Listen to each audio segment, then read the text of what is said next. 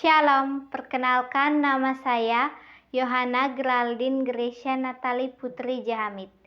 Saya berasal dari KBG 2 Santo Gregorius Agung. Hari ini saya akan membawakan suatu renungan yang diambil dari Injil Matius bab 20 ayat 17 sampai 19 yang bertema bertumbuh dan bergerak bersama mengatasi tantangan. Saudara-saudari yang terkasih, Injil di atas berkisah tentang pemberitahuan Yesus akan penderitaannya. Ia memberitahu para muridnya ketika ia dan murid-muridnya sedang dalam perjalanan ke Yerusalem untuk melaksanakan Hari Raya Paskah. Pemberitahuan itu merupakan pemberitahuan ketiga. Sebelumnya, ia juga sudah memberitahu para muridnya tentang hal yang sama. Menarik bahwa Yesus tidak hanya memberitahu bahwa ia akan menderita, tetapi ia juga memberitahu bahwa ia akan mengalami sengsara dan wafat, dan pada hari ketiga akan mengalami kebangkitan atau kemenangan. Saudara-saudari yang terkasih, hidup adalah sebuah perjalanan. Seperti sebuah perjalanan, hidup kita pun pasti diwarnai tantangan dan hambatan. Tantangan atau kesulitan itu bisa membuat kita menderita, bahkan sampai mengorbankan nyawa seperti yang dialami Yesus. Apakah tantangan atau kesulitan itu hadir sesekali saja atau bisa hadir kapan saja dalam kehidupan kita? Tantangan atau kesulitan itu bisa kita alami kapan dan di mana saja serta berulang-ulang. Karena itulah, Yesus memberitahukan penderitaannya kepada para muridnya 3 kali.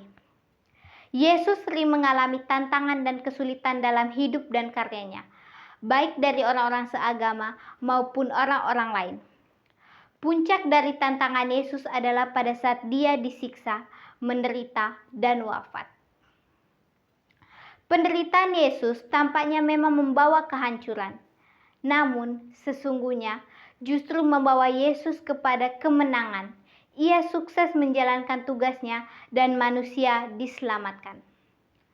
Saudara-saudari yang terkasih, kebersamaan kita sebagai saudara-saudari dalam lingkungan Maria Mater Dei juga merupakan suatu perjalanan. Sejak terbentuknya komunitas ini sebagai sebuah paguyuban iman, tentu kita telah melewati pelbagai tantangan dan kesulitan. Baik tantangan dan kesulitan yang datangnya dari luar maupun yang dari dalam lingkungan ini sendiri. Tantangan dan kesulitan tentu saja telah dan akan terus menakutkan kita, bahkan membuat kita bisa lari dari tanggung jawab. Namun, apakah lari dari tantangan atau kesulitan merupakan pilihan terbaik? Yesus dalam Injil di atas mengajak kita untuk terus maju, bergerak dengan penuh iman. Sebagaimana Yesus meyakinkan para muridnya bahwa di akhir penderitaan akan ada kebangkitan atau kemenangan. Demikian juga akan terjadi ketika kita terus bergerak bersama untuk mengatasi tantangan dan kesulitan yang dihadapi oleh lingkungan ini. Hanya dengan terus bergerak bersama, sehati sepikir, bersolider dengan sesama, bersatu dalam doa KBG, lingkungan atau paroki, kita telah dan menunjukkan kepada masyarakat sekitar bahwa kita adalah murid-murid Kristus yang hidup dengan semangat, cinta kasih. Hanya dengan cara hidup seperti itu, kita akan membawa damai dan sukacita. Hanya dengan cara hidup seperti itu, kita akan menjadi garam dan terang bagi dunia.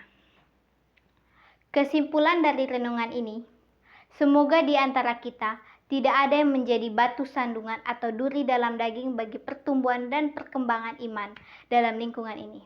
Tetapi kita semuanya hendaknya merasa bertumbuh dan berkembang dalam iman karena telah menjadi bagian dari lingkungan Maria Mater Dei. Amin.